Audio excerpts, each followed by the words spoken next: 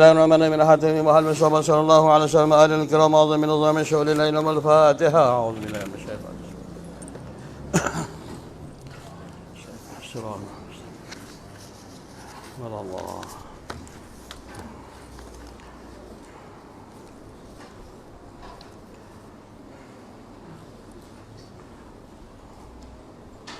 سمع الشيخ أحمد بن محمد بن عبد الكريم بن عطاء إلى اسكندري شيء لهم الفاتحة. أعوذ بالله من الشيطان الرجيم. إياك نعبد وإياك نستعين بسم الله الرحمن الرحيم. الحمد لله رب العالمين والصلاة والسلام على أشرف الأنبياء والمرسلين سيدنا وحبيبنا وشفيعنا وزخنا مولانا محمد وعلى آله وصحبه أجمعين. قال رب اشرح لي صدري ويسر لي أمري واحلل عقدة من لساني يفقهوا قولي. قال مالك الله تعالى ونفعنا بعلومه في دارين آمين. يا معلم ورحمة حكمة علمني ربي أدخلني مدخلا صدق وأخرجني مرجا صدق واجعلني من لدنك نصيرا أقدم إليك بين يدي ذلك كله. Tengok pada kertas. Bismillahirrahmanirrahim. Nas'aluka ya man huwa Allahul ladzi la ilaha illa huwar rahmanur rahim.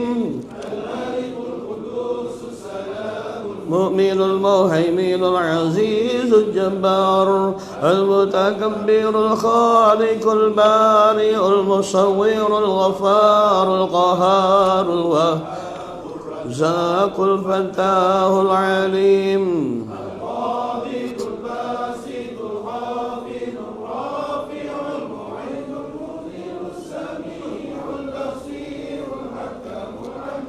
اللطيف الخبير الحليم العظيم الغفور الشكور العلي الكبير الحفيظ المقيم الحسيب الجليل الكريم الرقيب المجيب الواسع الحكيم الودود المجيد القوي المتين الولي الحميد المحسن المبدئ المعين المحيي المميت الحي القيوم الماجد الواحد الصمد القادر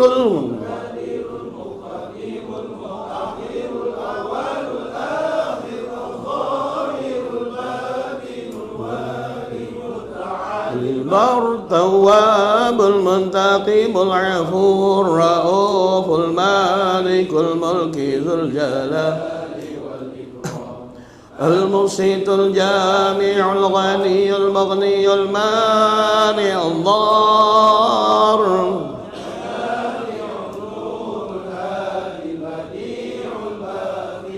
الوارث الرشيد الصبور الذي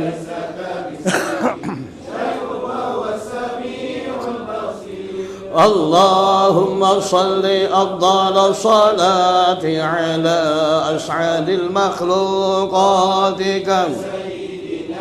محمد وعلى وصحبه وسلم عدد معلوماتك لكلماتك كلما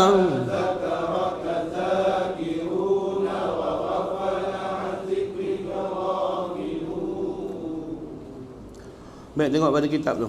Pergi pada antara syahadat yang kedua.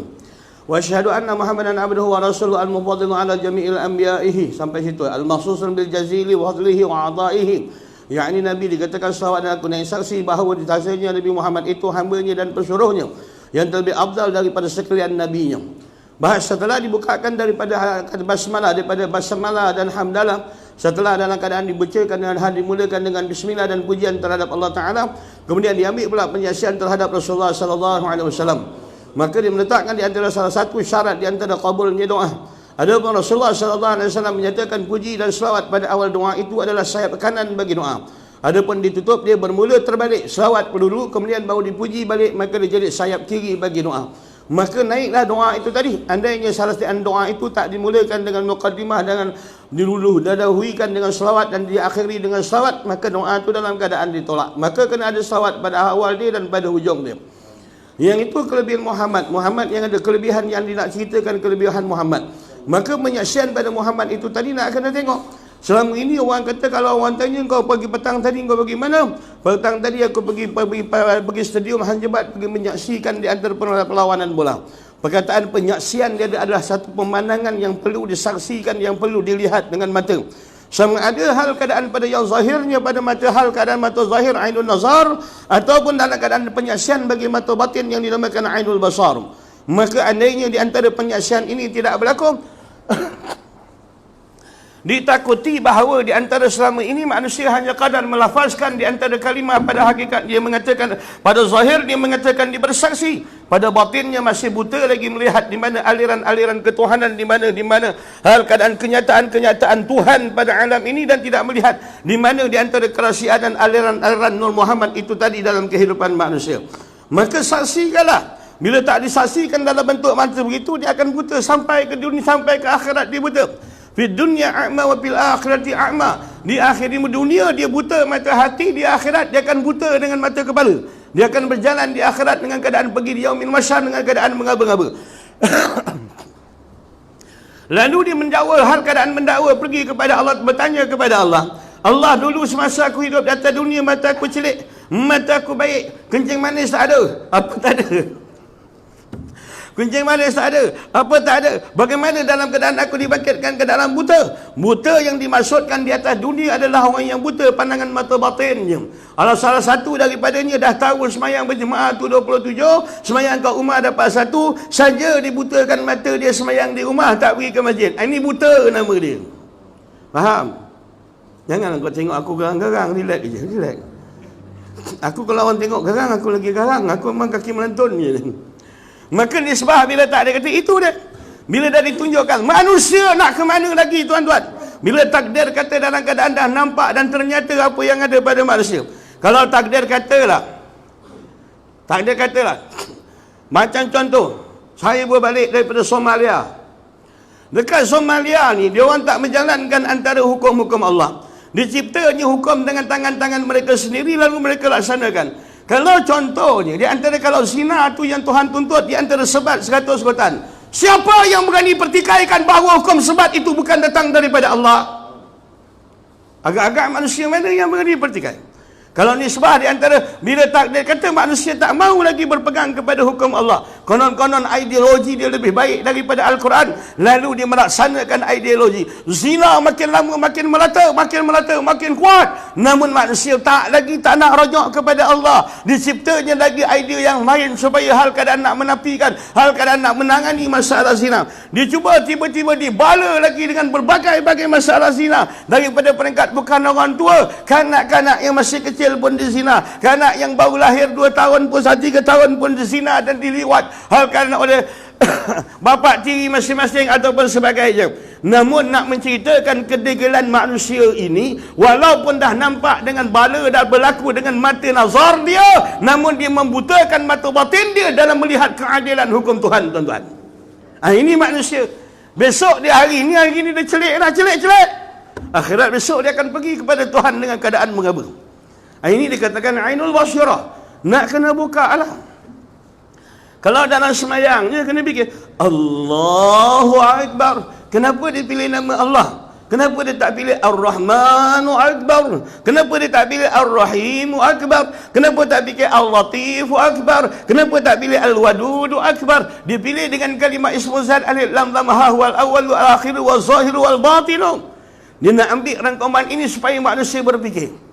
Kenapa dalam rakaat itu digelarkan Rabbiyal Azim, supaya menyebut keagungan Tuhan? Kenapa dalam sujud itu disebut Rabbiyal A'la dengan ketinggian Tuhan? Apa yang Tuhan tuntut daripada hamparan hati manusia ketika dipilih untuk beribadat kepada Allah? Ini persoalan dia, bang. Banyak kerja lagi, tugas yang perlu manusia congkir. Rahsia di sebalik perbuatan syariat, rahsia di sebalik perbuatan daripada bacaan-bacaan yang diwajibkan, rahsia di sebalik hikmah-hikmah sesuatu yang Allah jadikan. Sepatutnya kalau mereka yang tak membutakan mata hati apa hasibtum annama khalaqnakum abasa. Allah tanya pada manusia, hei lebay, kau ingatkan aku jadikan kau ni free sia-sia je ke? Hal keadaan kau keluar daripada mak kau, bila kau dah besar sikit, dapat cari duit, kemudian kahwin, beranak pinak kau, dapat duit, sambut hari birthday kau, hari family kau, hari ulang tahun kebaikan kau, hari apa pun lagi hari yang kau sambut dalam keadaan demikian, bila tiba masa dia, hal keadaan semayang dengan keadaan lalai daripada Allah, Quran dah lama dalam keadaan tak dibaca, doa dengan Tuhan hati pun tak berpaut. No. Permasalahan yang timbul, tarikh expired hampir sampai hampir dah 60 tahun, namun seluruh daripada ibadat 60 tahun tak dapat lagi kesan, tidak dapat lagi mengesan kekuasaan Allah, tak dapat lagi kita rasa keagungan Allah, tak dapat lagi hal keadaan kita rasa takbir Allah pada manusia zahir dan batin. Ini yang nak kena jawab tuan-tuan dia. Kena jawab. Allahu Akbar. Banyak cerita. Habis. Maka aku bersaksi aku saksi bahawa Muhammad, perkataan mim ha mim dal, Muhammad itu artinya yang dipuji. Muhammad itu artinya yang terpuji. Ahmad itu artinya yang terpuji. Yang dipuji Muhammad, yang terpuji itu Ahmad. Muhammad itu namanya disebut di kalangan ahli langit dinamakan Ahmad. Disebut di kalangan ahli bumi dinamakan Muhammad. Ini dia nama Muhammad. Awwalu ma khalaqallahu ya Jabir nuri. Awal-awal yang dijadikan oleh Allah Ta'ala, wahai Jabir, adalah nurku. Daripada nur Rasulullah ini maka dijadikan seluruh nur, roh bagi sekalian orang-orang yang beriman kepada Allah Ta'ala, dan roh para anbiya, dan roh para wali. Hingga dia mengatakan dalam satu hadis, wa ana abul bashar, aku adalah, berkata Adam abul bashar, Adam itu bapa bagi segala kemanusiaan, manusia yang bersifat seperti manusia. Wa ana abul arwah, aku bapa bagi segala roh, kata Rasulullah. Maka dua aliran ini berjalan bagi meletakkan tentang hakikat Adam dan hakikat Muhammad itu sendiri. Maka dengan sebab itu nak kena faham bahawa roh yang diutuskan oleh Allah, kita diutuskan oleh Allah ke atas dunia, adalah utusan roh yang dimasukkan ke dalam jasad, yang dibagi peluang bagi roh itu beramal selagi mana nyawa di kandung badan. Bila mana di antara nyawa dicabut, jasad akan terkulai menjadi bangkai, tertutuplah bagi pintu amal bagi roh, tuan-tuan. Faham dulu konsep ni dulu. Kalau konsep ni tak faham, mengaji tasawuf dia jadi penat. Memang penat. Kau mendengar penat, aku bercakap lagi penat. Kau ingat tak muak tengok muka kau minggu-minggu.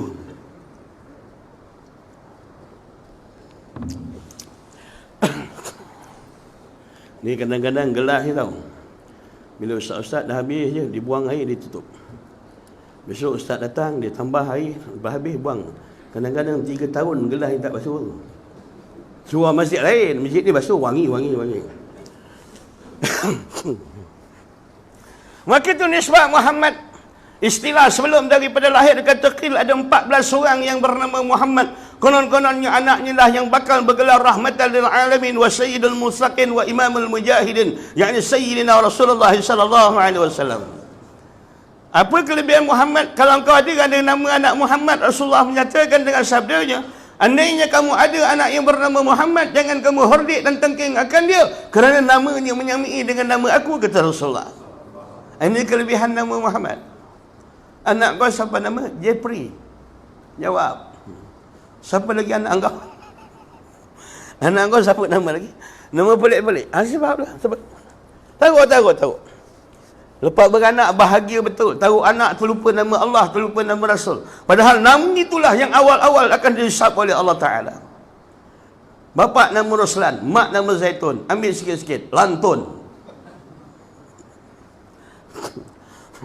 Ambil sikit-sikit. Sebab begitu, nak jawab. Kalau tak jawab tak boleh. Kena jawab. Semua persoalan ni nak kena jawab. Tak kena jawab senang bang. Masalah yang nak kena jawab ni bukan cerita zahir je, cerita batin. Terlintas dalam hati barang yang terpapar di akhirat. Niat busuk pada orang dia akan terpapar di akhirat. Inna rabbahum bihim yawma idzin khabir. Pada hari itu Tuhan kamu akan menceritakan seluruh yang ternyata dan seluruh yang tersembunyi dan seluruh yang terlintas dalam hati kamu, semuanya akan berada dalam paparan kamu, akan dipaparkan oleh Allah. Ini persoalan ni bang, bukan senang hidup atas dunia ni. Kecuali orang tak ada ilmu je. Jadi kalau kau, maknanya kau susah. Maknanya kalau kau nak senangkan hidup kau jangan datang kuliah. Relax ikut rumah. Boleh. Orang buat apa tak tahu, relax. Tu orang tak mengaji lah. Okey lah. Senang. Makin mengaji makin susah. Maka dia bersaksi dia dengan kerasulan Muhammad. Awal yang ditajalikan bagi Zatul Bukhti yang digelarkan sebagai yang awal bagi gelaran Nur Muhammad itu. Pengakhiran dia tertutup, yang terakhir itu padahal keadaan tajalli bagi roh ketika belum dimasukkan ke dalam sangkar jasad. Nak meletakkan seluruh watak ini berjalan di atas aliran nur ketuhanan. Yang mana kalau tuan-tuan saksikan bahawa apa yang berlaku di antara perbuatan Muhammad itu menzahirkan bagi bayangan perbuatan Tuhan. Apa cita rasa yang ada per Muhammad itu merupakan bayangan dan tajalli bagi zilal bayangan sifat ketuhanan. Sebab itu Rasulullah sallallahu alaihi wasallam bila orang bertanya, bagaimana akhlak Rasulullah? Dijawab dalam dua hadis yang berlainan. Yang pertama dia kata khuluquhul Quran, akhlak Rasulullah itu akhlak Quran. Ada yang kedua dia mengatakan akhlak Rasulullah itu adalah akhlak Allah. Adabani Rabbi ta'diban, yang mengajar adab kepada Rasulullah itu Rabbi, yakni Tuhan Muhammad sendiri. Bukan Muhammad yang membawa watak-watak kata dunia. Nak menceritakan bahawa tarian yang dilakukan oleh Muhammad adalah hasil gendangan daripada penciptanya yang maha agung. Kalau tak nampak permainan ni, dia tak nampak bang. Muhammad berjoget di atas dasar kompang, di atas dasar pukulan tu ketuhanan. Allah mentajalikan bagi segala af'al, Allah mentajalikan bagi segala sifat, Allah mentajalikan bagi segala asma dan zat kepada Rasulullah sallallahu alaihi wasallam. Nah, kalau aku batuk 2 kali tu, bini nombor 2 sebut. Faham? Nah. Kalau batuk 3, bini nombor 3. Kalau batuk tak putus, bini tua sebut. Bayar menang aku nak ketawa. Habis. Bila tak, dia kata bersaksi di atas Muhammad. Muhammad apa yang diletakkan, diperlakonkan Muhammad dalam keadaan yang dijadikan oleh Allah Ta'ala dengan sesuatu yang tersorok daripada kecilikan ainul basirahnya, bahkan dalam keadaan yang tercelik bagi ainul basirahnya, tetapi nampak dipandangkan pada pandangan masyarakat bagi masyarakat antara seorang manusia yang ummi, yang tak diizinkan untuk mengerti membaca, yang tak diizinkan untuk mengerti menulis. Jangan kata Muhammad tak. Bukan Muhammad bukan dikatakan, jangan kau kata Muhammad ni tak reti apa, tak reti. Tak. Allah yang memperlakukan Muhammad untuk menegakkan hujah Al-Quran bukan datang daripada Muhammad, dia datang daripada Tuhan Muhammad. Kau nak kata daripada Muhammad, kan orang dah tahu Muhammad tak reti menulis. Kau nak kata Muhammad yang buat, Muhammad menjiplak daripada kitab yang terdahulu, Muhammad tak reti membaca. Allah memperlakukan Muhammad menutup lagi segi keilmuan membaca dan menulis untuk menegakkan hujah yang lebih besar tentang di antara kemukjizat Al-Quran. Faham betul-betul? Sampai begitulah nak tegakkan Quran tu. Terpaksa dikuncinya pada Muhammad itu 2 perkara, membaca dan menulis. Supaya hujah tu akan menjadi lebih tepat. Faham? Sistem ni bang sama. Quran ni selagi dia ada, selagi itu pelakon utama Abu Lahab yang menentang Rasulullah, dia ada sampai kiamat. Kalau ada manusia yang bawa ajaran Nabi Musa pada akhir zaman, nescaya dia akan didatangkan juga watak yang seperti Fir'aun yang akan menghalang Nabi Musa. Yang dikatakan Al-Quran itu mukjizat, apa yang ada dalam Al-Quran, lakonan semula itu dia berlaku sampai pada hari kiamat. Akan berlaku. Contoh macam tadilah, kalau seandainya orang yang membawakan hujah di antara Sayyidina Ibrahim, nescaya ada pembangkang yang berhujah sama seperti Namrud. Andainya ada orang yang mempertegakkan, memperjuangkan ajaran Musa, nescaya akan keluar segelintir yang mengambil watak Fir'aun. Andainya ada manusia yang berpegang dengan ajaran Muhammad, nescaya watak Abu Jahal tetap akan ada selagi mana ada Al-Quran, tuan-tuan. Faham betul-betul? Maka dengan sebab itu Muhammad dia dalam keadaan digelarkan abduhu, sebagai hamba. Hamba merupakan kata kunci mutlak untuk ditukarkan kepada driver daripada makam al-sunnah wal jamaah, yang masih lagi hal keadaan ambil pada usaha dan ikhtiar, namun pada hakikatnya tak mendatangkan kesan. Tiba-tiba bila mana ditenggelamkan Muhammad itu dalam tajallitul af'al dia, Muhammad telah meletakkan di antara mempergadaikan, mempertunjukkan, membahalkan dan memperbuktikan abduhu, abdi, maknanya ubudiyah, kehambaan dia. Maka apabila kemuncak dia mengiktiraf ubudiyah, kehambaan dia, maka layak dia dipakaikan bagi tajalli pakaian rububiyah Tuhan dia, tuan-tuan. Faham? Boleh faham, eh? Faham? Power lah kau, aku tak faham. Aku bercakap, aku tak faham. Kau faham? Oh, power lah kau. Habis. Ambil pelan-pelan. Itu dia dikatakan Muhammad. Lalu Muhammad itu digunakan dengan perkataan Subhanallazi asra. Ini ayat untuk bulan ni. Bulan ni dia laku lah, bulan Rejab. Bulan Rejab ni bulan laku lah ayat ni. Subhanallazi asra bi'abdihi. Dia tak mengatakan Subhanallazi asra rasulihi. Dia tak mengatakan Subhanallazi asra habibihi. Dia tak mengatakan Muhammad pada perkataan yang lain. Kerana perkataan asra itu tidak akan terpakai melainkan bagi orang yang ternyata menzahirkan ubudiyah. Dia menyadari dia hakikat hamba. Dia lemah, Tuhan berkuasa. Yang dia ni hal keadaan dihidupkan dan dimatikan. Dan dia tidak mampu membuat sesuatu melainkan segala kelakuan itu mutlak di bawah genggaman tangan kudrat Allah Ta'ala, tuan-tuan. Ini syarat ubudiyah. Faham? Dia syarat ubudiyah. Kalau tak boleh nak tunjukkan ubudiyah, macam mana kau banyak semayang pun kau tetap kau hamba. Kau jangan lupa kau ni hamba. Yang ada kemuliaan yang pada kau, yang di dalam batin kau, yang dinamakan roh, yang dinamakan sir, yang dinamakan lub, yang dinamakan fuad, yang dinamakan khafi, yang ada di dalam tu. Bila dia ada di dalam, dia nak kena bongkarkan. Dia ditutup dia dengan berbagai-bagai selimut. Sama ada selimut nafsu, sama ada selimut makhluk, sama ada selimut pangkat dan darajat, sama ada selimut hubul jah, gila kemegahan, hubul riasah, gila nak jadi kepala, hubul syuhra, gilakan kemasyhuran, hubul dunia, cintakan kepada dunia. Ini barang semuanya menselaputkan di antara hati manusia dan ingatan manusia hingga dia terlupa dan tidak menyedari dia adalah hamba. Kalau dia terlupa dalam bab ini, mungkin takut dia tergelincir, nampak watak pakaian al-sunnah, tapi jiwa mereka takabur seperti Fir'aun. Hal kerajaan pakaian mereka menunjukkan ahlillah, orang Allah, tapi sifat bongkak dia adalah satu sifat yang pernah dipakai oleh iblis laknatullah. Yang nak pakai dalam, bang, dalam. Ya. Dalam ni nak pakai. Yang dalam tu nak betulkan. Dalam tu kalau sengit, luar ni dia jadi sengit. Bila dalam tu terlepas Allah, tak ada lagi yang bernamping melainkan syaitan. Dalam ilmu tasawuf ni dia tak macam tafsir.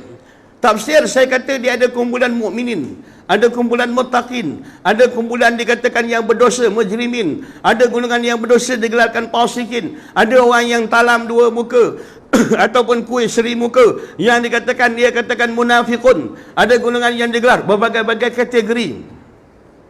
Tapi dalam urusan tasawuf, andainya kau beribadat tidak ada ingatan dalam hati kamu terhadap Allah, nescaya ibadat kamu dipandu oleh nafsu dan syaitan. Ibadat kegilaan nama dia. Mulut kau dah duduk dalam upacara ibadat, mulut kau memuji akan nama Allah, engkau rokok di atas arahan Allah, engkau sujud di atas arahan Allah. Kenapa hati engkau tak boleh tunduk dengan ketuhanan Allah? Soalan je kau. Kenapa? Kita ni hamba. Ada duit sikit dah takabur, yang tu pakaian iblis. Hamba. Ada pangkat sikit, dah takabur, itu pakaian iblis. Hamba. Mahu pakai baju mahal sikit, dah takabur, itu pakaian iblis. Iblis tak buat maksiat. Dia tak beli toto. Dalam syurga tak ada jual toto, tak ada jual magnum, tak ada ramalan lumba kuda, tak ada ramalan lumba babi. Sekadar iblis tu tersingkir, semua sifat dia takabur. Yang nak dibetulkan itu. Pertanda orang takabur yang paling terang bila orang langgar perintah Tuhan. Orang tak semayang walaupun dia nampak tawaduk dalam kampung, Allah dah cap dia sebagai orang yang mustakbirin, angkuh, yang sama watak dia seperti mana watak iblis yang mengaku lebih baik daripada Adam.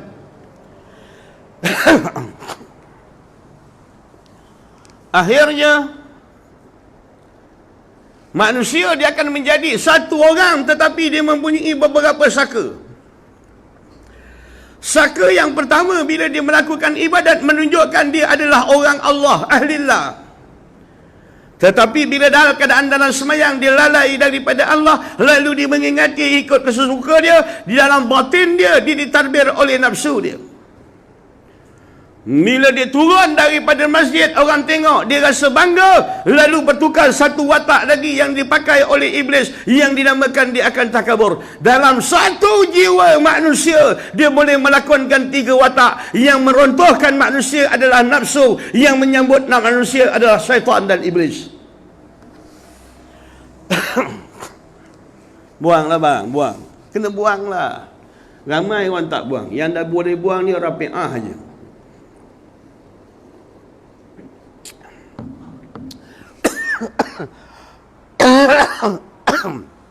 Sini ada game beracun ke? Tak ada? Tak ada. Allah.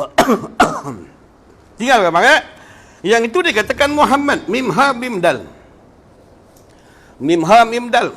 Ahmad alif ha mim dal. Hakikat naik kepada langit, gelaran dia adalah Ahmad. Alif ha mim dal. Yang mati itu ada 2. Yang mati itu ada 2. Alif ha mim dal. Buang satu yang mati itu. Buang. Huruf yang mati itu buang. Kau nampak tak ayat tu kat mana tu? Ha? Alif ha mim dal. Buang yang mati itu. Alif mati di atas balang, buang yang pertama. Last sekali dia akan tinggal, kalimah tu akan tinggal 3 je. Alif ha dal sahaja. 3 peringkat. Daripada kedudukan orang yang beramal dengan sunnah Muhammad, yang berpakaian dia dengan nur yang zahir bagi hak Muhammad, sehingga termenam bagi hak ubudiyah, meloncat daripada kedudukan alam yang lain yang digelarkan dia akan Ahmad, mati dalam satu ketikanya pada kedudukan hal keadaan perjalanan nafsunya, naik pada satu makam di situ hal keadaan duduk daripada tajalli yang terasal yang dinamakan ahadun ketuhanan. Situ persoalan dia. Tak payah bincang, kita belajar nak santai, bukan nak pening-peningkan otak. Relax je. Kau tengok orang perempuan santai, siap menyandau lagi. Habis. Yang itu yang dikenaki dengan Muhammad. Baik, kita bahaskan Muhammad yang ternyata Muhammad bin Abdullah bin Abdul Muttalib sampai pada Adnan. Yang itu Muhammad yang Allah bersaksi di antara Muhammad itu bersaksi bahawa Muhammad itu merupakan hamba-Nya dan rasul-Nya. Dia Muhammad itu merupakan hamba-Nya. Dia dijadikan untung kita ni jadi umat Muhammad yang pertama terselamat daripada fitnah. Adam, dia dalam keadaan dijadikan Adam, dilahirkan tanpa mak dan tanpa bapa. Kalau kita dapat seorang Nabi dalam bentuk demikian, tak terjawab kita masalah orang tuduh Nabi kita. Didatangkan pada Nabi Isa, dia ada mak tapi tak ada bapa. Lagi puas kita nak jawab orang kata. Macam kau kata dia Nabi, mak dia ada, bapak dia tak ada. Macam kau, lagi banyak fitnah. Fitnah tu lagi banyak bang. Untung Muhammad itu melalui daripada sunnah basyariah yang asal. Dia ada bapa bernama Abdullah, dia ada mak bernama Aminah. Dia lahir mengikut seperti mana insan yang lain, maka tertolaklah fitnah seperti mana fitnah berlaku pada zaman Nabi Isa dan fitnah kepada Nabi Adam AS. Untung. Faham? Sampai orang kampung bawa kayu, bawa batu, bawa apa semua nak belasah Sayyidatina Maryam AS. Tiba-tiba Nabi Isa mengatakan, Inni Abdullah atani al-kitab wa ja'alani nabiyyan wa rasulah. Nabi Isa bercakap ketika buaian, aku merupakan hamba Allah, akan didatangkan kepada aku kitab dan ditabalkan aku menjadi nabi dan ditabalkan aku menjadi rasul, kata Nabi Isa ketika dalam keadaan kecil. Kalau buka dalam Kifayatul Muhtaj ataupun perbahasan dalam Isra Mi'raj, manusia yang bercakap masa ketika dalam buaian kecil lagi 10 orang. Lain jarang. Orang Melayu ni dia tak bagi keramat macam tu, anak kecil-kecil bercakap. Nanti apa dia tanya, nombor berapa nak? Nombor. Dia tanya anak dia baru lahir, nombor berapa? Nombor berapa?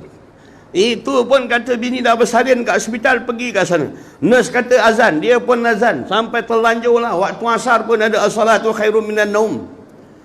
Duk bang-bang macam. Lepas tu tengok dekat lengan anak ada nombor. Mencecet sebelum kedai tutup. Ambil tu nombor. Kau ingat tak ada mak bapak macam tu? Ada.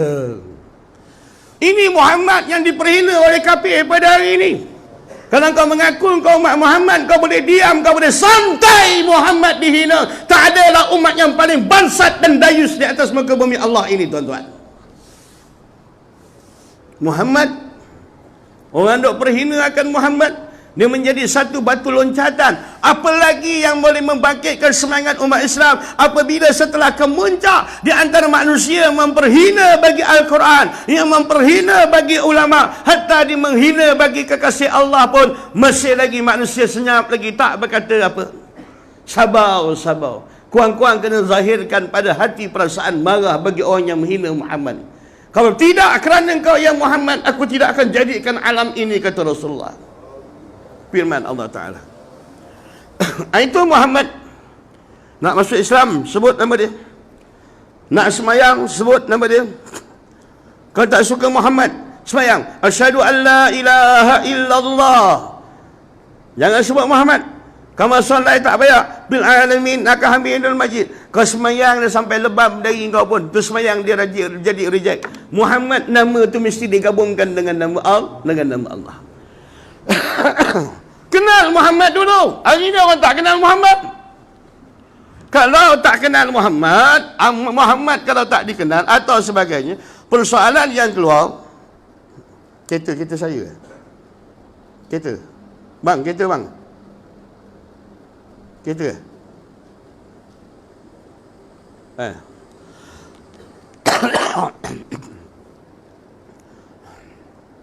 Jawatan tiket bertuah 4343.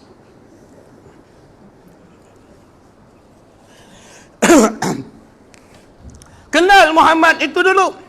Belum dijadikan Adam kalau mengikat Nur Hakikat Nur, katakan Nur Muhammad. Kitab tu jual RM1.50 aja. Kedai-kedai kat Melaka ni ada jual. Kitab Jawi lama kecil aja RM1.50. Sebelum dijadikan akan Adam AS, maka berkisah-kisah, berpusing-pusinglah Nur keadaan berada di penjuru syurga.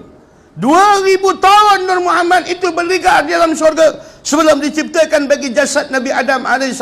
Kerana mengikut dalam kisah hikayat Nur Muhammad yang kitab karangan ulama Melayu itu sendiri. Bang, Muhajirin rasa, ya Allah, ya Rasulullah, siapakah yang kau paling sayang antara Muhajirin dan Ansar?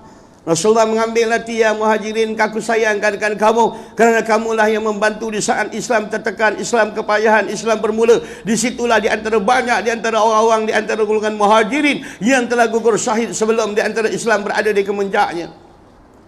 Aku sayang golongan Muhajirin. Bila golongan Ansar, Rasulullah mengatakan, aku sayang juga golongan Ansar. Kerana golongan Ansar lah banyak memberi bantuan yang membantu kami menegakkan Islam di Madinatul Munawwarah. Rasulullah puji kedua-dua Muhajirin dan Ansar supaya mereka tidak kejit hati. Tiba-tiba Rasulullah diam. Rasulullah mengatakan, tapi ada satu golongan manusia yang aku cintai. Terperanjat sahabat. Ingat dia merupakan di antara kemuncak. Siapakah itu ya Rasulullah? Dia bertanya dengan penuh suspense. Itulah di kalangan umat aku yang pada zaman yang mereka tidak pernah melihat akan wajah aku. Sekadar mereka mengikuti akan ajaran aku. Mereka menghabiskan wang dan ringgit mereka untuk menziarahi aku. Bahkan mereka ini juga hal keadaan sanggup mati di atas nama aku, kata Rasulullah. Kita mendapat pujian pada zaman Muhajirin dan Ansar lagi. Kalau ada orang yang puji Muhammad, maulud mula lah kau. Saya maulud. Ya Nabi. Apa lagi tu? Salatullah. Lagi tak ada lagi. Kalau orang yang membaca selawat dibak, salah seorang daripadanya tak faham, bersedap-sedap mereka dengan lagu, maka hukum selawat itu adalah haram. Mana-mana orang yang mengambil qasidah memuji akan Rasulullah, tapi dia tak faham akan hakikat pujian, maka sekadar bersedap dengan lagu, maka hakikat hukumnya adalah haram kerana hal keadaan mengasyikkan mereka dengan penuh kejahilan terhadap syair yang mereka baca. Marah? Marah kau? Macam mana? Ini dah jadi kata. Duduk atas padang sama-sama, ya hanana, ya hanana. Dalam padang tu, campur tu jantan betina tu, ya hanana, ya hanana. Yang makan kopuk, yang gebung jagus, gebung jagus, jagung gebus, ya hanana. Lepas tu perempuan pula, body language dia, ya hanana, ya hanana. Rasulullah mana yang kau panggil ni lebay? Kau nak jemput Rasulullah tapi kau tak siapkan adab untuk kedatangan Rasulullah. Rasulullah menyatakan, kalau orang bagi salam pada Rasulullah ni, kau bagi salam saja pada Rasulullah, kau berkelip, belum naik lagi mata kau, salam dah sampai pada Rasulullah.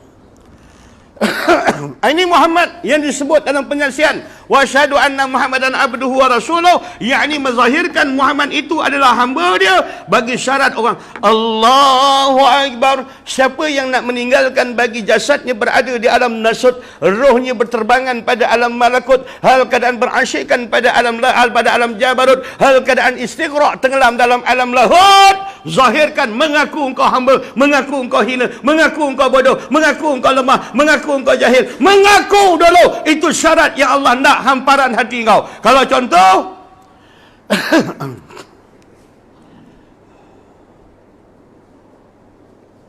air boleh tambah jis? Boleh ya? Tak. Kalau kamu air cola ke jeruk?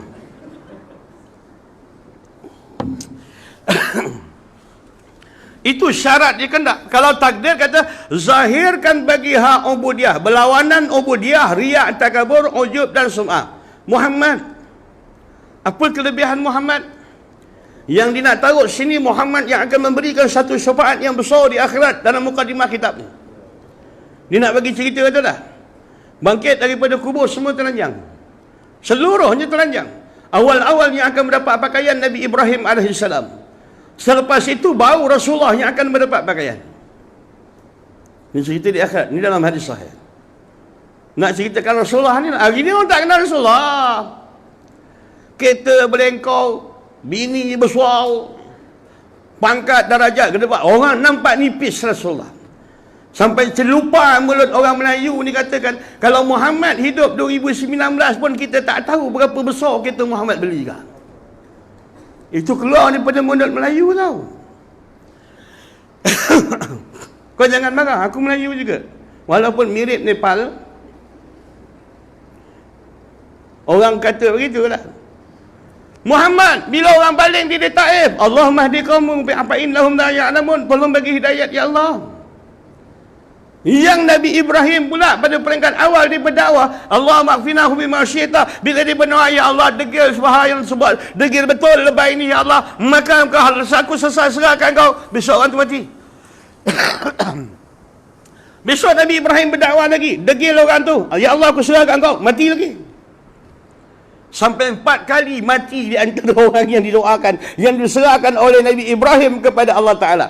Tak berlainan dia dengan Muhammad. Muhammad bila orang baling dia, bila hal keadaan orang lontar dia, bukan sekadar dengan batu, perut bunta yang busuk-busuk, bangkai-bangkai diselimutkan di atas kepada Rasulullah. Bahkan apa yang keluar daripada hati, daripada lidah kekasih Allah, Allah mahdi qaumi fa innahum la ya'lamun, ya Allah berilah petunjuk pada kaumku, sesungguhnya mereka tidak mengetahui. Ini dia kelembutan yang ada pada Rasulullah.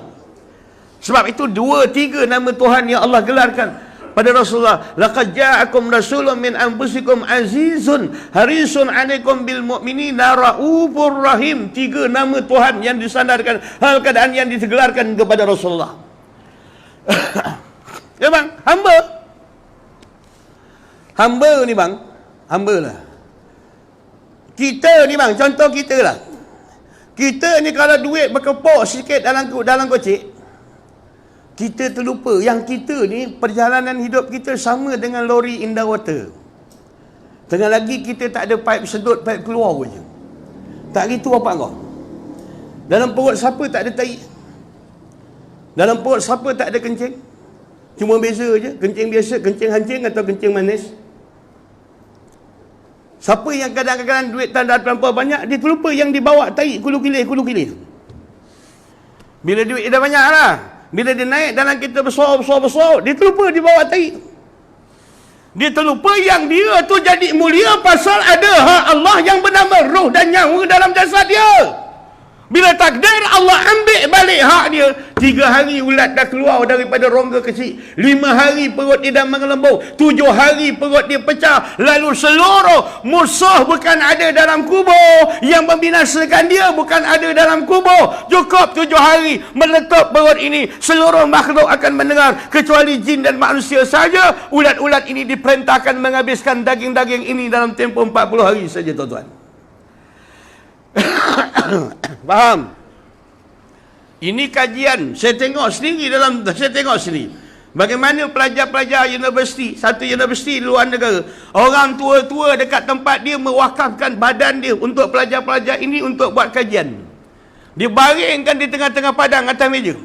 Dia tengok 1 hari apa berlaku pada mayat, 3 hari apa berlaku, 5 hari apa berlaku, 7 hari apa berlaku, 40 hari apa berlaku, 100 hari apa berlaku. Yang inilah yang Melayu dok buat kenduri ini. Pahaman ini berada dalam pahaman Buddha kuno, yakni menghormati bagi roh 1, 3, 5, 7, 40 dan 100. Angin.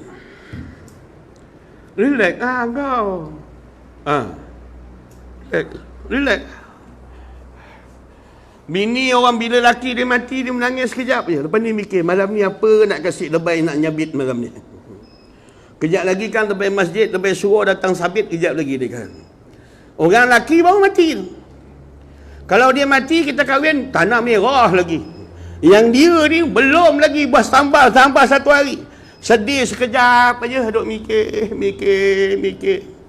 Apa nak kasih orang makan ni?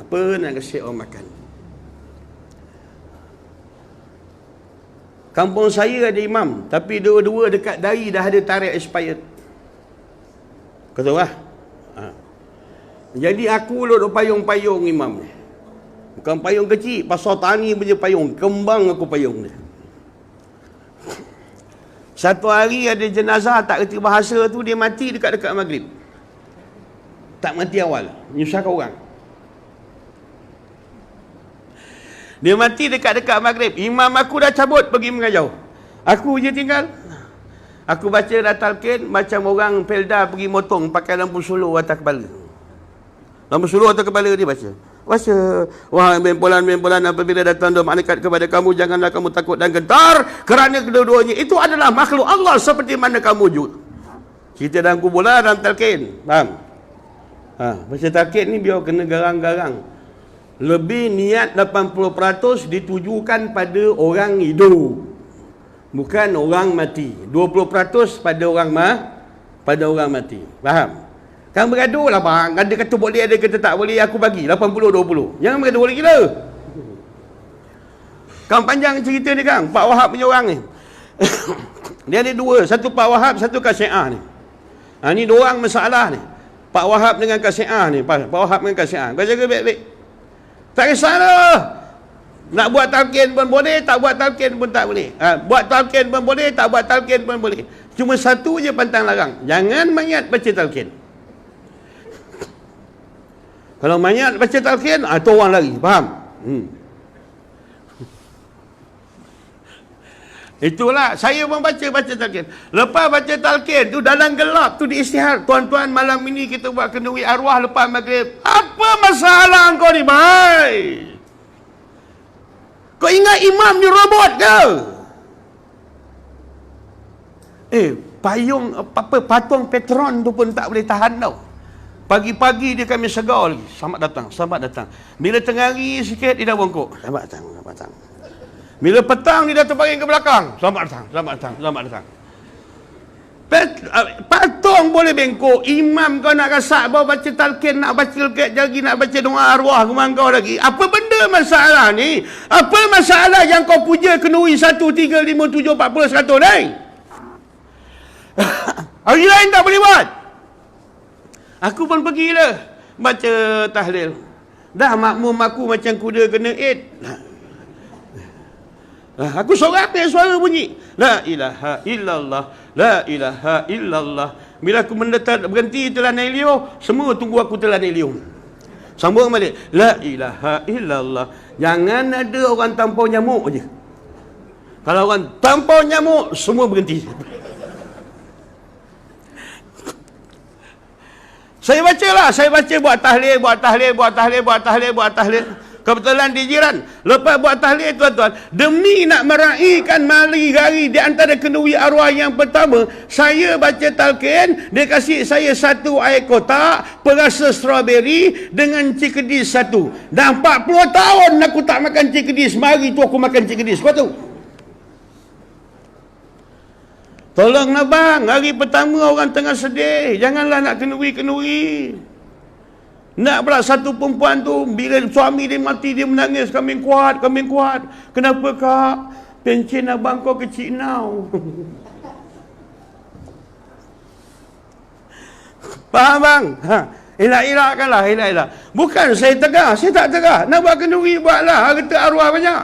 Tak ada masalah. Tak payah tak buat kenduri berapa banyak kau nak buat. Buat berapa banyak hari kau nak buat. Tapi hari tu orang perempuan tengah sedih, anak-anak tengah sedih, payung. Kau tahu datang nak menyabit aja. So, payung. Okey, payung. Jangan. Bukan tak boleh, saya tak kata tak boleh, tapi ambil masa lah sikit. Biar keluarga tu dah hilang sedih, dah apa. Kalau nak buat juga macam tu, serahkan kat imam. Agak-agak kau nak belanja orang masjid apa makan. Mam, ini duit tak banyak mam, untuk kenduri arwah, kita nak buat kat rumah pun tengah sedih begini-gini. Masjid sekarang minta jemaah, imam belikan makan. Belilah, gedebak-gedebuk. Belikan pizza seorang sekeping. Yang besar punya. Faham? Bang, kita selingan kejap bang. Antara minta tahlil dengan orang kampung dengan sedekah. Sedekah lagi laju bang, pergi ke mayat dibandingkan tahlil. Okey bang Pergi hari Jumaat, masuk duit. Ya Allah, sampaikan pahala ni untuk arwah bapa aku. Ini untuk arwah mak aku. Tengok lagi. Untuk marwah pak mentu. Oh, tak jadi, boleh jalan, masuk balik.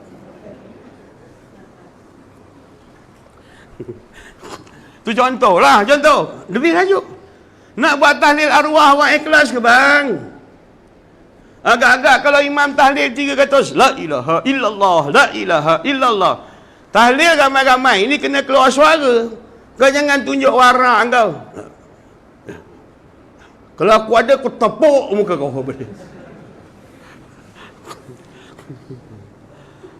Keluar suara. Tahlil ni syarat dia kena keluar suara. Semayang pun kena keluar suara. La ilaha illallah, la ilaha illallah, la ilaha illallah. Yang mati pula tinggalkan janda muda. Kuat sikit. La ilaha illallah, la ilaha illallah, la ilaha illallah. Tiba-tiba terpekik. Ilallah. Maknanya janda tu keluar tu.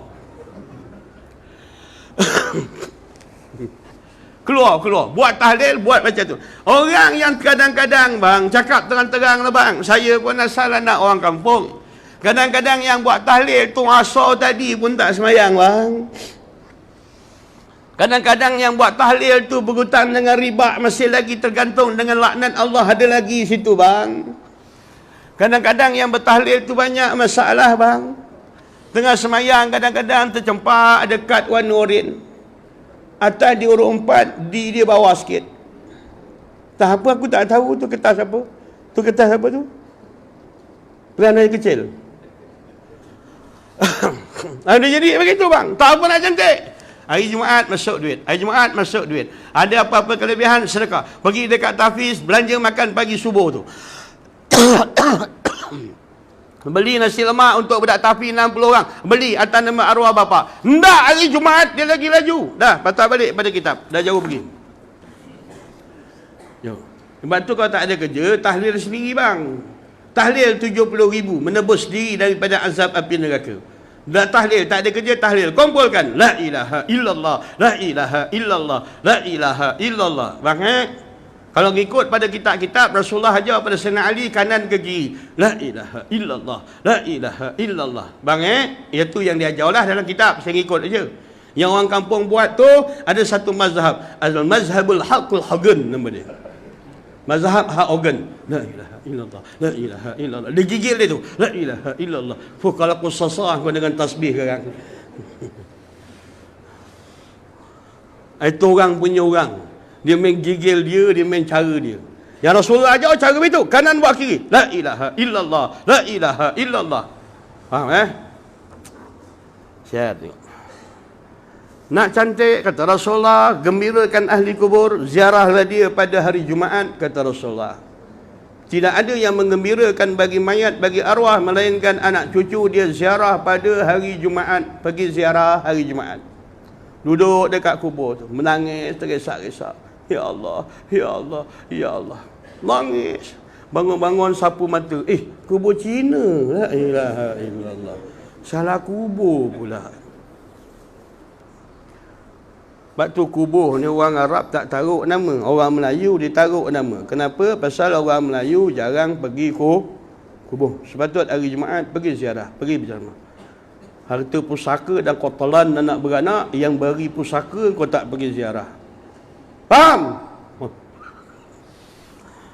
Harta pusaka dan kotala anak beranak, orang yang tinggalkan harta pusaka, kau tak ziarah dekat kubur. Bukan nak bawa apa-apa pun kat kubur. Baca Fatihah, baca Qul Allah 11 kali, selawat 10 kali, baca Yasin kalau yang gerti baca tajwid ataupun sebagainya. Kalau kau tak gerti baca tajwid, tak dengan tajwid, kau jangan baca. Orang yang tak faham Quran, baca Quran. Orang yang tak faham, orang yang baca Quran, tak ikut Quran. Orang yang baca Quran, melawan Quran. Wahum yaqra'unal Quran. Dia baca Quran. Wal Quranu yal'anuh. Dia ingatkan dapatkan pahala. Tapi Al-Quran menjatuhkan laknat balik ke atas dia. Tinggalkan. Itu Muhammad. Yang itu persoalan Muhammad. Wa asyhadu anna Muhammadan abduhu. Muhammad itu adalah hamba dia.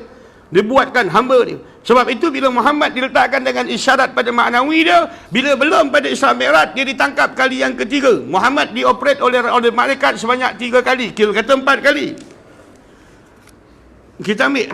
Bila dibelahnya Muhammad pada ketika itu, dibuangkannya di antara satu darah beku di pangkal jantung, maka mengangkatlah satu malaikat mengatakan, inilah darah beku bahagian syaitan yang ada pada tiap-tiap Bani Adam. Muhammad terganggu, terlapi. Muhammad terlepas daripada gangguan bisikan, terlepas daripada gangguan waham, syak dan zan dan waham. Hal kerana hati Muhammad telah pun dikeluarkan darah beku bahagian syaitan. Memangnya pada kita belum lagi bang.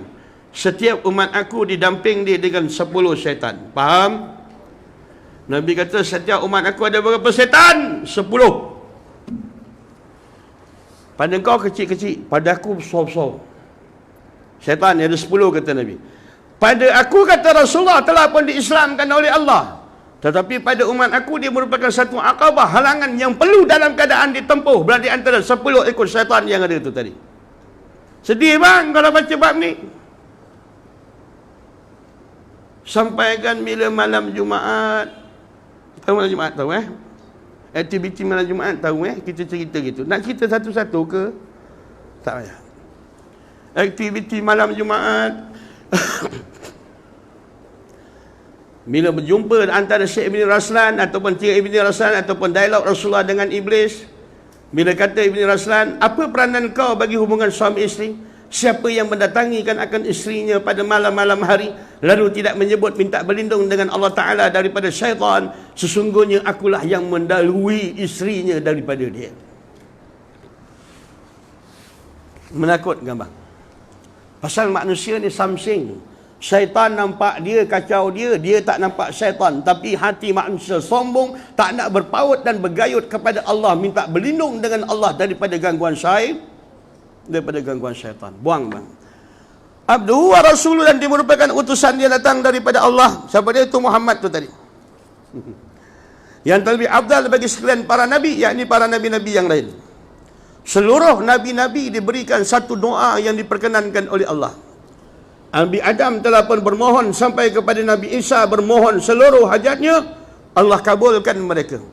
Aku tidak berdoa mahal keadaan kepada Allah Ta'ala tentang hajat itu, kerana aku pertangguhkan di antara doa itu untuk hari akhirat supaya diperkenankan di akhirat. Yang ini kelebihan Rasulullah. Memang semua Nabi ada doa mustajab. Dia berkebut pergi Multazam pintu Kaabah. Bila tiba depan Multazam, yang pertama dia tunjuk dia punya jahil Malaysia tu, dia berdoa, ya Allah ya Tuhan. Multazam dia tak berdoa begitu dia pegang. Multazam kena buat begini, ya Allah, ya Allah, ya Allah. Dalam puluhan ribu manusia, Allah tolak kau pusing-pusing, tiba-tiba sampai kau dekat Multazam, tempat doa mustajab tau. Tiba-tiba pada ketika itu, ya Allah ya Tuhanku, kayakan aku ya Allah, kurniakan aku nikmat ya Allah, kurniakan aku ya Allah, begini-gini. Selama ini kau semayang bahawa yang menghijabkan hati kau dengan Allah adalah dunia. Allah pilih engkau di antara tempat yang baik untuk berdoa, tempat yang mustajab. Allah nak tengok apa yang kau minta dengan Allah. Rupa kau minta balik dunia, musuh Allah dekat dengan kau, tuan-tuan. Ini tasawuf ya tuan-tuan yang baru datang mengikuti siaran ni. Ini kita tasawuf, dia agak terbelit sikit.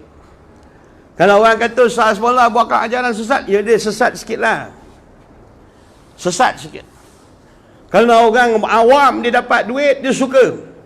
Orang belajar kitab ni, dia dapat duit banyak, dia hati susah pasal takut datangnya duit ini menjadi dinding pandangan hati dia dengan Allah. Takut dia leka dengan duit ini sampai terhijab dia dengan Allah. Orang yang tak mengaji, bila dia dapat di antara penyakit, dia akan mengeluh, adoi. Tapi hal keadaan dia nampak, orang yang tak ada ilmu, dia nampak penyakit itu merupakan bala bencana bagi dia. Orang yang mengaji tasawuf, bila datang penyakit ataupun bala, dia akan meraihkan perkara ini, kerana tidak ada bala dan penyakit melainkan mutlak kunjungan kasih daripada Allah Ta'ala, tuan-tuan. Dia terbalik lah. Dia kena terbalik. Ya, faham? Kalau dapat duit tegingan, hari ni dapat tak banyak, baru 4-5 ribu. Allahu Akbar. Nak beli apa? Beli apa? Beli ekon. Ni tengah sembahyang ni. Ekon Panasonic 800, gedebak. Pergi tukar je nama lain pula. Dia duk pilih ekon dalam sembahyang ni. Dia tengah sembahyang. Dia dapat dengan sedikit daripada duit, lalu dalam keadaan terhijab hati dia dalam memandang urusan Allah dalam setiap daripada salat. Tiba-tiba macam mana dalam berdoa dia minta benda yang sama. Adakah dia tak perasan dia menambahkan lagi tembok-tembok antara hubungan dia dengan Allah? Faham bang? Kena faham betul-betul bang. Nampak permainan hidup. Pelan-pelan kayu. Kita dihantarkan oleh Allah sebagai utusan untuk sebagai hal keadaan antaran mata dunia, illa liya'budun, melainkan abdikan diri kepada Allah. Dan Allah menjadikan dunia, pegang formula ni, Allah menjadikan dunia ini untuk manusia kemudahan beribadat, dan Allah menjadikan manusia itu untuk mengabdi dan beribadat kepada Allah. Bukan manusia mencari dunia dan duit hingga lalai di antara tujuan asal dia datang ke atas dunia, hingga cari duit dan nikmat, lalai hubungan dia dengan Allah Ta'ala. Wal'ayazubillah, minta selisih. Memang ya, dia cerita dia begini bang. Oh bang, Pak Mentua tak jadi. Kau tengok, Mak Mentua tak jadi. Kau jangan tidur belakang tu. Allah dah pilih kau masuk dalam kuliah, kau tolak juga, tidur lagi. Allahu Akbar. Kuat saka kau.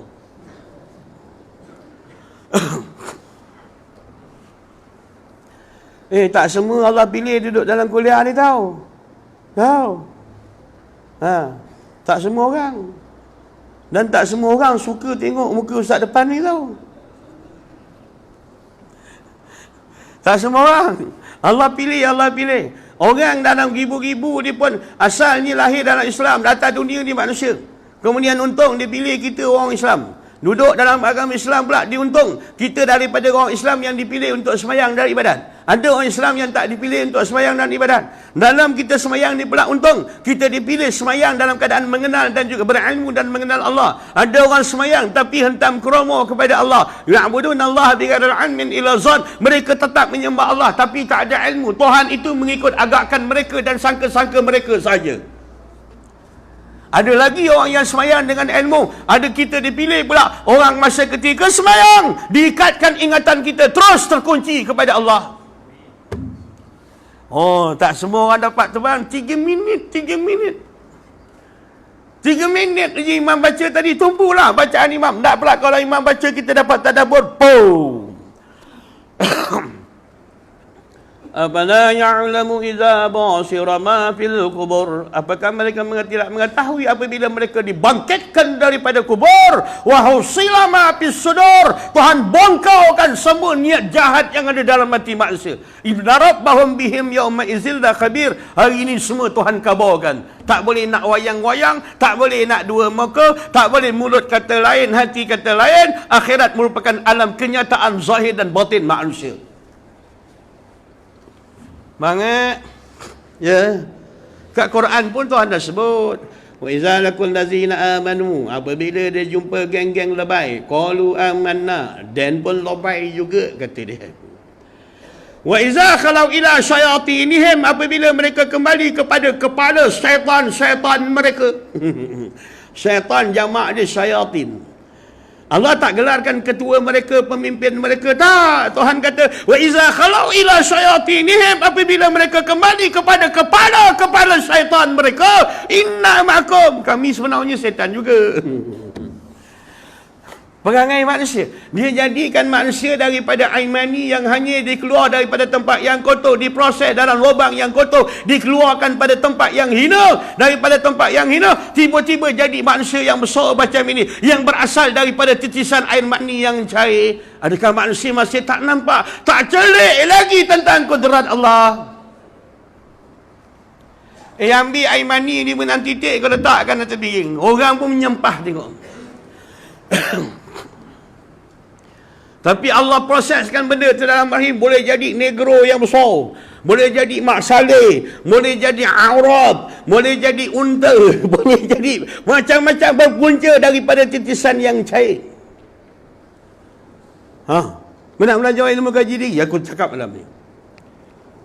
Nak? Okey.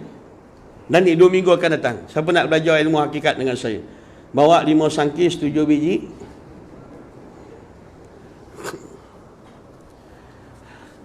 Kau tanyalah apa bangsa. Orang Melayu pun air mani dia keluar, itulah kala dia. Mak Saleh pun kalau keluar air mani dia, itulah kala dia. Orang tak ada kata kulit hitam pun keluar air mani, itulah kala dia. Allah mentajali yang terakhir sampai di situ dalam satu bentuk yang sama. Tapi bila dia membesar, dia berjadi dengan berbagai-bagai alwan, warna dan sebagainya. Kena tengoklah bila kotak ni ada kunci dengan Tuhan. Kena kunci cinta dengan Tuhan. Seperti mana kata Asy-Syair Ramla Ram, kau kunci cintaku di dalam hatimu. Ramla Ram lah. Kau kenal tak lagu dia? Kau kunci cintaku di dalam hatimu. Apa masalah kau ni? Quran tak hafal, lagu tak hafal. Kau hafal apa?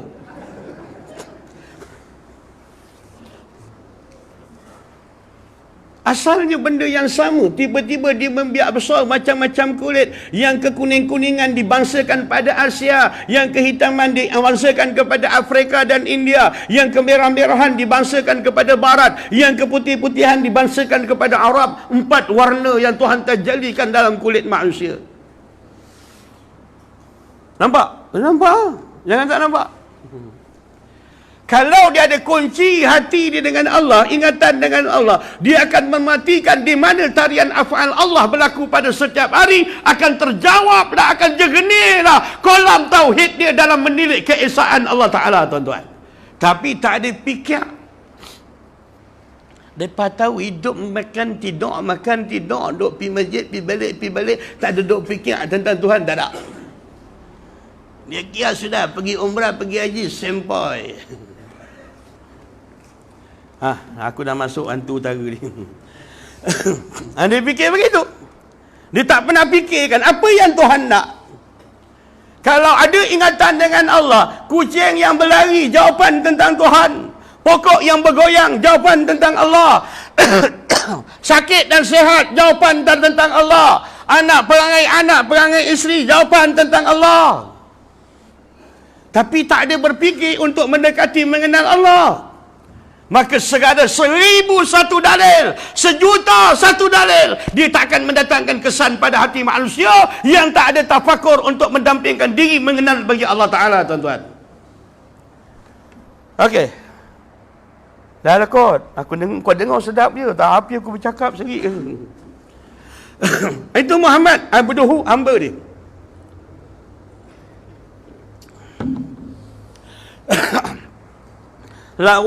Iblis ni bukan kecil orang bang. Dia taiko bang. Berhal keadaan rojokkan malaikat berpuluh ribu tahun dalam syurga bang. Bukan kecil-kecil orang. Kau sakat kau mengajar, belajar kau kitab-kitab tak bawa. Dia menyandau je. Nak lawan ilmu iblis tak lawan. Lagi handal dia bang. Lagi handal dia. Sakat nak main ilmu pelik-pelik. Oh, lagi handal dia. Dia lagi handal. Iblis ni. Dia lagi handal. Maka lawan dia tu lawan. Kenapa iblis ditendang keluar? Sebab riak takabur dia. Maka di luar ini dalam keadaan mentaati seluruh daripada ajaran Al-Quran dan berpantang daripada apa sesuatu tegahan daripada Allah, pasti dan pasti dia boleh membentuk bagi roh, pasti dia akan boleh mencorakkan bagi roh, pasti dia boleh menolak terajang mazmumah, penyakit kotor, riak dan takabur, pasti engkau akan bertambah tawaduk hal keadaan duduk di atas muka bumi Allah, kerana engkau tahu ke mana saja kamu pergi, kamu sentiasa di bawah tilik pandang Tuhan kamu. Hang nak pi mana, pi mana, pi mana, pi mana, pi mana. Macam nenek aku ajar ngaji. Alif lam mim zalika. Apa ya benar? Zalika. Nyanyikan lagu Zalika tu lancar dia. Ni aku bersopan ni, cakap Kuala Lumpur. Kalau kau cakap Melaka, lencau lah dia. Kau cakap Melaka lah. Nak cakap Melaka? Cakap Melaka lah. Allah Akbar. Kesibukan di pasar membuatkan jalan tak berapa lancau. Okey? Kalau kau transit pada bahasa kau, tu kau punya andaian. Aku cakap tadi bahasa. Pasal Melayu ni masalah bahasa dia timbul masalah dalam perjalanan ilmu tasawuf ni, kena faham bahasa. Jangan tak faham bahasa. Kalau dia kata Melaka bebas asap, maknanya mana-mana boleh berasap. Betul? Ya. Kau setuju? Kau sanggup tanda tangan? Itu contoh ayat bahasa. Maka kena faham. Kalau kau pergi pejabat kerajaan, tak dibenarkan masuk melainkan kaki dan tangan. Ada ke kaki orang pegawai kerajaan tu kalau nak pergi masuk pejabat, dia gulung kaki dengan tangan ni je ke? Dia kena rupa satu lagi ilmu yang perlu dalam keadaan orang nak mengaji tasawuf dengan hakikat, dinamakan ilmu mantiq. Al-itraqul juz, itlaqul kul. Dia cakap sebahagian, dikendaki banyak. Dia cakap kaki dan tangan, yang dikendaki seluruh badan. Faham? Sekarang kerja kita apa dia? Sebelum saya tutup bab pujian Rasulullah, nak puji Rasulullah, nak dapatkan Rasulullah, syarat di antara bentuk orang yang boleh dilancarkan roket rohnya naik kepada hadirat Allah sampai satu ketika kemuncak pada ubudiyah dia dalam keadaan semayang. Satu ketika kalau betul dia masuk dengan perkataan asra bi'abdihi, andainya kamu akur kehambaan kamu apabila kamu semayang, malulah berhadap dengan kesucian Allah. Apabila kamu berdirikan ibadat, takutlah berhadap dengan keagungan Allah. Nescaya tertinggallah segala kelonsong jasad kamu dalam masjid tengkira, maka meloncatlah perjalanan mi'raj roh kamu berada di hadrat Tuhan kamu. Perjalanan ini yang bawa perjalanan manusia, hal keadaan yang ada sesuatu kelebihan hanya pada Rasulullah. Dia boleh naik kepada hadratul qudusiyah jasad dan roh sekali. Bagi umat Nabi Muhammad, dia boleh melakukan, melandaskan satu di antara kata dia, hal keadaan al-si katakan as-salatul mi'rajul mu'minin. Salat itu merupakan mi'raj bagi orang yang mukmin. Allahu Akbar. Tinggalkan jasad di bawah peraturan undang-undang rukun 13, sedangkan batinnya tenggelam dalam ingatan Tuhannya, tuan-tuan. Okey, pelan-pelan Boleh. Macam kau lah, pergi kursus jauh-jauh, tulis surat kat Marwah, walaupun abang jauh di mata tapi dekat di hati. Apa? Nah, orang tua-tua ni dia buat muka merah, dia buat tak perasan. Ni ayat orang tua-tua dulu ni. Walaupun sayang jauh di mata, namun tetap dekat di hati. Itu ayat Allah, bukan ayat manusia. Faham? Walaupun dia tak zahir pada mata, namun dia tetap dekat di hati. Kita tak pernah tengok Muhammad. Kita tak pernah lihat Muhammad. Kita tak pernah sentuh Muhammad. Tetapi kenapa orang hina Muhammad, kita tiba-tiba bangkit perasaan marah? Muhammad ada dalam jiwa orang mukmin, tuan-tuan. Orang boleh hapuskan dengan nama-nama, namun roh Muhammad dalam jiwa orang mukmin tetap dalam keadaan dia ada. Dia takkan mati, tuan-tuan. Maka buanglah dalam hati itu. Mula-mula mukadimah dulu. Nak buangkan dalam hati itu, kosongkan. Kosong. Kosong. Najwa Latif. Yang ketawa tu apa lagu dah tu? Okey, kosong. Kenapa semayang hati tak ada kat Tuhan? Pasal kau dah tersilap cakap. Dulu masa kau bercinta dengan bini kau cakap, abang sayang kau sepenuh hati. Abang serahkan semuanya pada kau. Abang serahkan hati kau pada kau. Hati abang pada kau. Bila nak semayang, nak masukkan dalam hati dah tak ada. Pasal hati dah kasih bini, tinggal mempedal. Balik ni cakap dengan bini, mbak hati aku balik. Mbak hati aku balik. Aku kasihkan hati aku, cinta kau, aku sayang kau, aku layan kau. 40 tahun aku kasih kau makan. Hati aku terdinding daripada memandang Tuhan yang menjodohkan kita. Jangan marah, tu cakap dalam hati. Tak pasal-pasal sejak belajar kuliah tasawuf ni kau nak menengking-nengking. Lu apa hal? Kalau nak belajar lebih lembut lagi, bini datang, senyum. Kenapa kau senyum? Kerana jodoh itu di antara di tangan Allah. Jodoh pertemuan milik Allah. Terima kasih ya Allah. Hal keadaan yang datang pada aku, inilah jodoh yang kau bagi aku atas dunia. Walaupun dah kembang semangkuk, walaupun dah kecut lisut, ya Allah. Okey. Itu bukan nak marah. Mana ada 60 tahun tak kecut, tak lisut. Puas serikah, tak tegang juga nampak. Kasih chewing gum pun tak boleh. Kadang-kadang lantun balut dengan gula, kunyah, dah hancur lantun. Tak tegang juga kulit. Nampak macam mana? Inilah jodoh kau kasih aku, ya Allah. Kecil orang, tapi kepala angin kuat, ya Allah. Itu ayat aku tambahan. Bila tengok anak, ini terima kasih ya Allah, ini anak adalah amanah daripada engkau.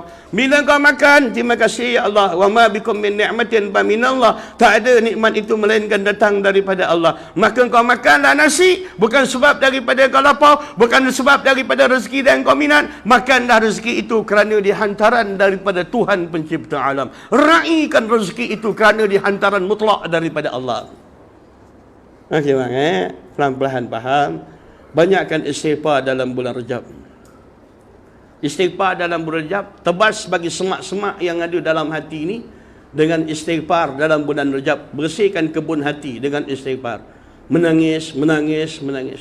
Rasulullah kata menangis tak boleh ya Rasulullah. Menangis juga tak boleh ya Rasulullah. Menangis juga tak boleh ya Rasulullah. Buat dah suara menangis, kata Rasulullah. Ni bang ya. Oh bang, ya Allah 40 tahun aku semayang, aku tak nampak di mana hala tuju. Aku semayang, kau jemput aku semayang, kau pilih aku semayang. Ketika semayang, mulut aku memuji akan kau, tapi hati aku lari daripada engkau ya Allah. Kau kunci aku dengan bacaan salat, kau kunci perbuatan aku dengan perbuatan salat, kau kunci gerak aku dengan gerak salat ya Allah. Namun hati aku tetap keluar daripada pagarmu ya Allah. Aku lah bang cakap, kalau siapa yang nak tengok rahsia Tuhan, buka dah rahsia kau dulu, kata Tuhan.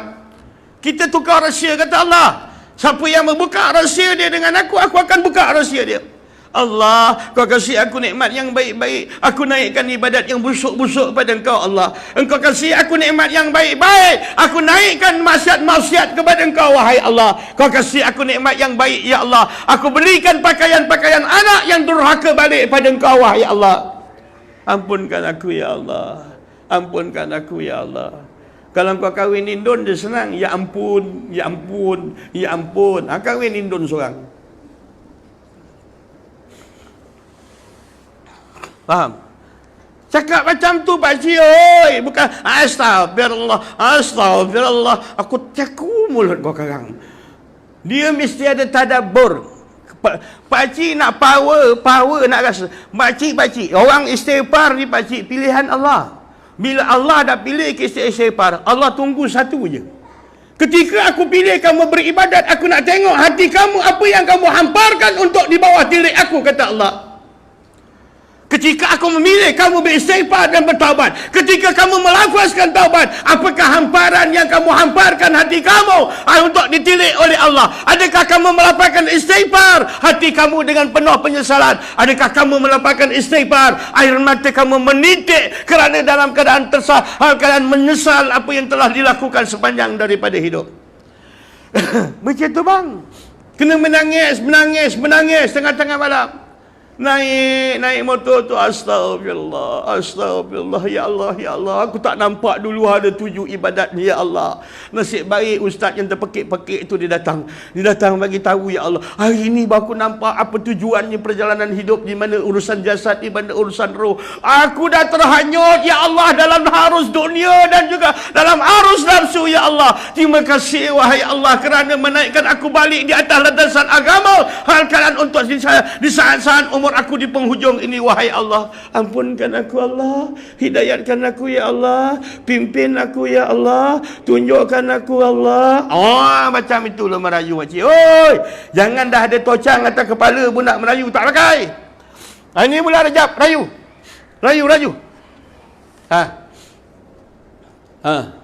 Dulu aku bulan pagi pergi mengaji ke masjid pondok ni. Mengaji pondok, bulan Rajab, Syaban dia cuti. Orang kampung aku, bila aku balik je dia sambut dengan pantun. Bulan Rajab, bulan Syaban, pergi sekejap, besar serban. Orang kampung aku, wah jauh. Ya bang. Masa tu saya kecil-kecil nak diajar ikat serban. Saya pergi kedai kopi, orang tua-tua cakap kat saya apa? Engkau ni pakai serban, kau ingat tak berdosa ke? Kau belum pergi haji, kau tipu Tuhan dah. Tak tahulah macam mana aku boleh lahir kampung kau hajar tu. Itu orang sambut bulan Rajab, bulan Syaban. Pandang, dia merupakan ini bulan, bukan bulan biasa, bulan Allah. Dia boleh mencorakkan siapa yang dikehendaki, tuan-tuan. Rasulullah menakutkan kita, hal keadaan inzar, peringatan kita dengan perkara 4. Ada di kalangan umat aku yang lahir dalam Islam, mati dalam Islam. Yang lahir dalam kafir, mati dalam kafir. Ada umat aku yang lahir dalam kafir, tiba mati dalam Islam. Yang paling menakutkan umat aku, mereka lahir dalam Islam tapi mati dalam kafir. Yang ini kita takut. Peganglah istighfar. Atas basikal tu, astagfirullah.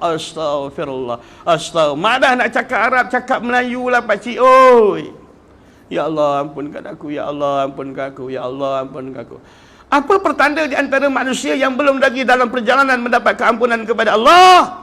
Selagi hatinya tidak jernih dalam menilik kolam ketuhanan di dalam batin dia, selagi itu selaput itu masih lagi tebal. Tolaklah selaput-selaput yang menutup cermin hati daripada menerima tajalli zilal bayangan ketuhanan, daripada maksiat-maksiat ini tadi. Leburkan dia di antara hal keadaan karat-karat itu dengan istighfar. Leburkanlah dia dengan air mata. Kenapa kita menangis, tuan-tuan? Istighfar bukan sebab semata-mata takut neraka, tetapi dengan hal keadaan kita istighfar kerana hati kita telah berkarang. 60 tahun sembah Allah, tak pernah merasakan kemegahan Allah dalam jiwa. 60 tahun sembah Allah, tak pernah merasa keagungan Allah dalam jiwa. 60 tahun sembah Allah, tak merasa ketinggian Allah dalam jiwa. Apabila cita rasa ni ditutup, menandakan selaput-selaput dosa, selaput-selaput karang yang kegelapan masih lagi ada di hati kita. Kesan daripada dosa-dosa, daripada perbuatan i'tiqad dan hati kita. Tuan-tuan ya, sama-sama saya nasihat diri saya dan tuan-tuan, sama-sama lah. Selagi nafas belum sampai ghargharah pada halqub, selagi orang boleh musuh kita, nafas yang bergerak ni masih lagi ada ruang untuk bertaubat. Pokok pangkal, ceritakan, astagfirullahalazim, hati itu bukakan. Memang rasa menyesal betul, ya Allah apa yang aku buat. Ya. Jangan kau istighfar, astagfirullahalazim, kau teringat kau joget pop ye dan kau senyum atas jadah. Kau tengok, ingatkan kau naik motor Vespa dengan awet kau senyum saja. Tak kait. Takut tuan-tuan pasal 60 tahun awalam yu'ammirka, Allah bagi peluang 60 tahun. Sujud dah ratus ribu kali, rokok dah puluhan ribu kali kita lakukan tuan-tuan. Tapi tak tersangkut pun keagungan Allah dalam jiwa. Ada kalanya kita lebih takutkan manusia daripada Allah. Ada kalanya kita lebih takut bini marah daripada Allah marah.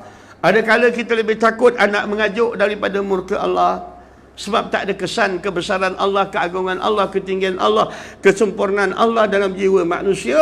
Bila berlaga dengan nafsu mereka, nescaya tewaslah di antara hubungan dia dengan Allah. Ya bang ya? Itu contoh paling terang. Bertahun-tahun dia pergi haji, pergi umrah, dia semayang. Tiba satu masa ketikanya dia kahwinkan anak, dia sandingkan anak dia tak menutup aurat. 60 tahun kau sembah Tuhan, kau tak sensitif ke kau sandingkan anak dalam keadaan durhaka di bawah pandangan Tuhan dengan menggunakan nikmat Tuhan? Tak takut ke?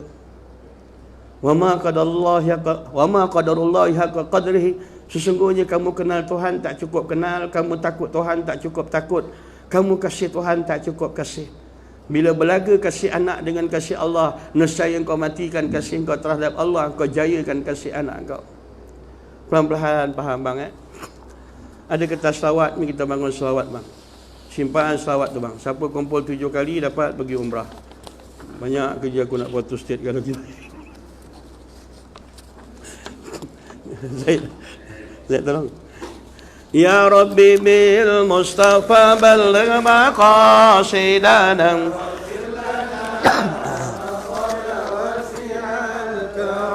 Ya Rabbi bil Mustafa balligh maqasidana waghfir lana ma madaya wasi'al karam. Ya Rabbi bil Mustafa balligh maqasidana waghfir lana مضى واسع الكرم.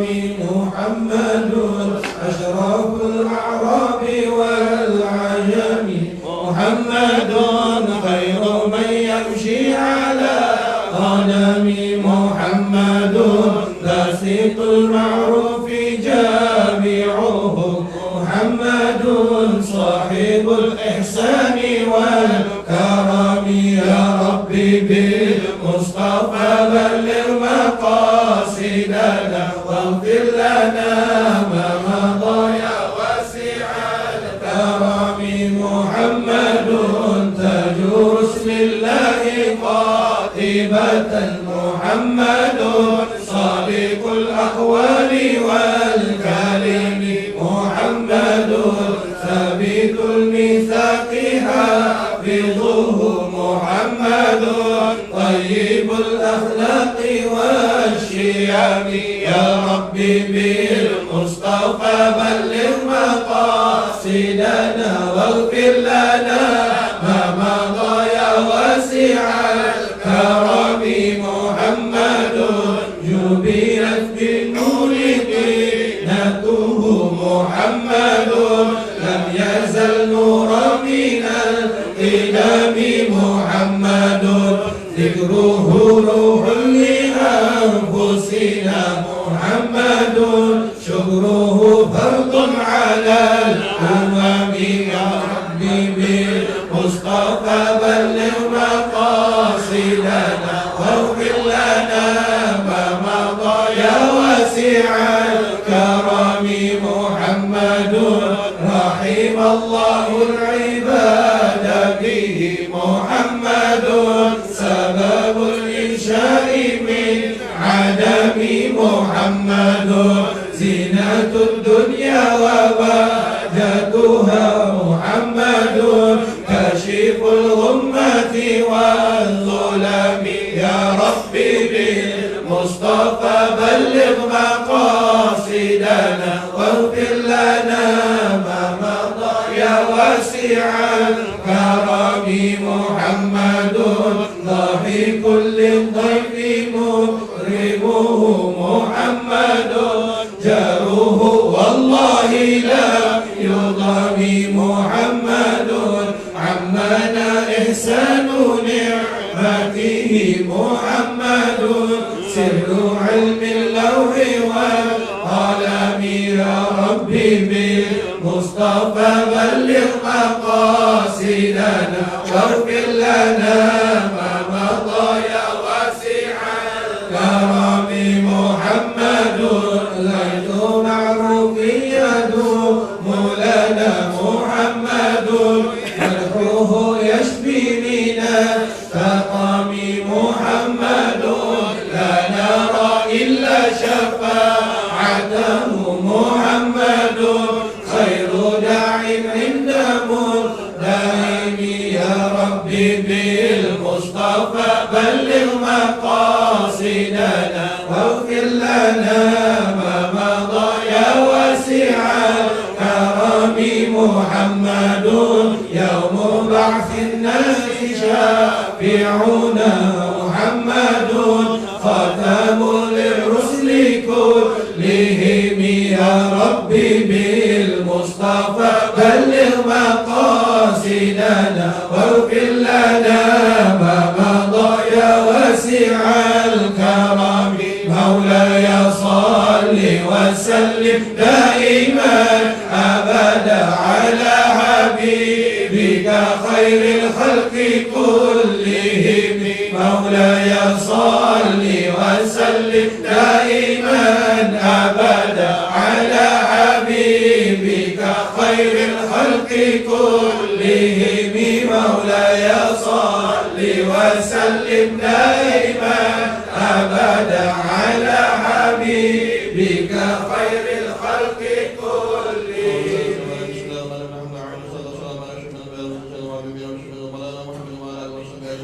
اللهم اغفر قلوبنا من النفاق وعملنا من الرياء واغسلنا من الكذب وعملنا من الخيانة فإنك تعلم خائنة الأعين وما تخفي الصدور يا منن يا منن قوي لنا لمن اللهم يهي الأعين يا مجيب السائل هب لنا منك رشدا وسدادا ويقنا ربنا جمل لنا من علم واهدنا يا ولينا ربنا عليك توكلنا وإليك نبنا وإليك المصير اللهم اجعلنا من التوابين واجعلنا من المتطهرين واجعلنا من عبادك الصالحين اللهم إنا نسألك توبة ولوامها ونعوذ بك من المعصية وأسبابها اللهم اغفر للمسلمين والمسلمات والمؤمنين والمؤمنات الأحياء منهم والأموات وصلى الله على سيدنا محمد الأمي وعلى آله وصحبه وبارك وسلم والحمد لله من العالمين.